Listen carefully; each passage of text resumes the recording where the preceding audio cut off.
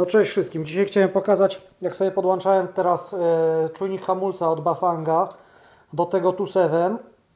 Tu są różne pinauty od Bafanga i od 2.7. Dlatego teraz właśnie chciałem Wam pokazać, jak sobie to zrobiłem. Chyba najprostszy, najlepszy sposób, bez żadnego lutowania. Po prostu przesunąłem tutaj we wtyczce to wyżłobienie na wiertce sobie tutaj właśnie z boku. Zaraz. I po prostu jest jakby przesunięcie tego pinauta Bafanga w stosunku do 2.7 o 1. Także najprostszym rozwiązaniem jest po prostu nawiercić sobie tutaj otwór, co zaraz zrobię.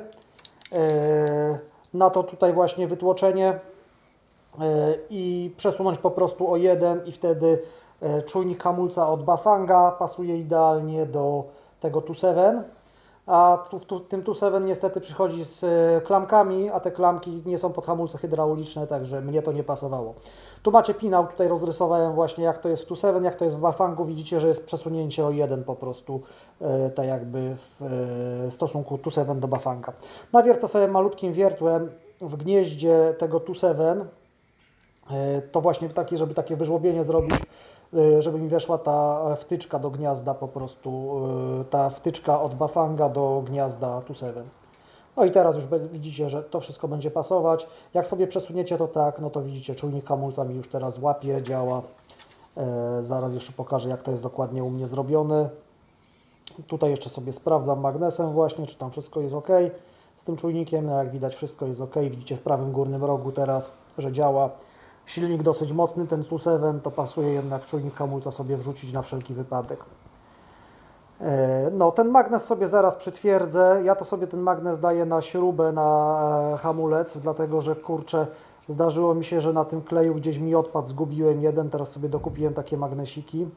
No i jeszcze Wam pokażę jedną rzecz, bo tutaj też w moim zestawie było tak, że dostałem zestaw bez światła. I ze względu na to, że są dwa wyjścia na czujnik hamulca, to tak stwierdziłem, że może z jednego wyjścia zrobię sobie podpięcie pod światła, a jak widzicie w tej wtyczce jest napięcie 5V i jest też GND, także można się wpiąć spokojnie pod czujnik hamulca światłami, no i sobie zrobię po prostu przednie światło, jakiś wyłącznik dodatkowy, no i sobie dorobię wtyczkę do mojej lampy, tak żebym miał też światło po prostu w tym 2.7 moim bezpośrednio z zestawu, a niestety tego nie było w tym 2.7, tak jakby. Gdzieś tam słyszałem, że trzeba na etapie zamawiania, ale w PSW Power, skąd zamawiałem, nie było tego, dlatego się podpinam pod czujnik hamulca. No i w czujniku hamulca jest 5V stałe i jest GND, także można się podpiąć. Na tym poprzednim schemacie widzieliście, gdzie to jest. Wystarczy sobie kupić tylko taką wtyczkę bafangowską, zrobić sobie przejściówkę pod lampkę, no i jak zaraz zobaczycie, no to będzie świecić, tylko no nie działa to z przycisku, tylko po prostu trzeba dodatkowy wyłącznik sobie zrobić. No ja tak zrobię, to jakby ktoś tam sobie chciał dorobić tak, żeby miał od razu w zestawie światło, a ma taki zestaw jak ja, to można w ten sposób sobie to ugryźć, że po prostu wpina się na przykład pod czujnik hamulca jeden. Tym bardziej, że są dwa wyjścia, dwa w sumie czujniki hamulca niekoniecznie są potrzebne. Albo można by zrobić jeszcze rozgałęźnik, no tutaj dodatkowy wyłącznik w tym świetle sobie zaraz gdzieś tam zrobię, tak żebym miał właśnie z tyłu może. No i tak to wygląda. Także tak sobie wymyśliłem z tymi światłami.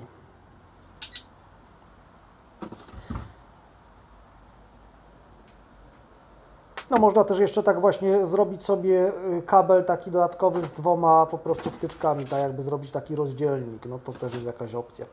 No to sobie właśnie przykręcam, zawsze przewiercam i przykręcam śrubką ten magnes do tego czujnika hamulca, bo kurczę, raz mi spadnie, chciałbym, żeby mi ponownie spadł. No i jak widzicie, wszystko już działa, także można sobie dalej śmigać, a denerwowało mnie jednak, że nie mam tego czujnika hamulca, bo jakby się coś w silniku popieprzyło, to żeby gdzieś tam nie wyrwał.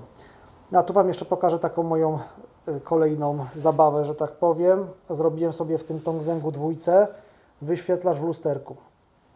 To jest na projekcie Casaino i to jest oparte o ten moduł NRF 52840. Także mam taki transparentny wyświetlacz. Jak będzie ktoś zainteresowany, mogę podpowiedzieć, jak to ewentualnie zrobić. Tu akurat mam sprzężone dwa wyświetlacze ze sobą. Także można zrobić tak, że ten jeden wyświetlacz w sumie nie jest potrzebny, tylko moduł sobie wrzucić w lusterko i można sobie zrobić tak, że będzie po prostu jeden wyświetlacz na przykład właśnie w lusterku.